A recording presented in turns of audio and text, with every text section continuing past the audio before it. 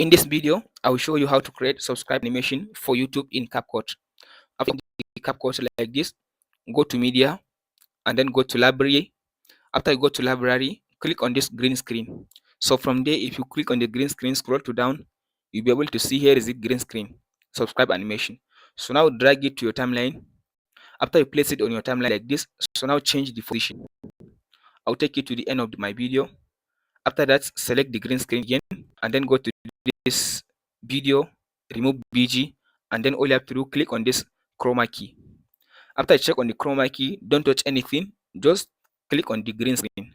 So from there to remove the green screen for you. So now here is it now. If you want to resize it, just click on this video, basics, and then here is it now, scale. So now you can reduce the size of the green screen subscribe animation.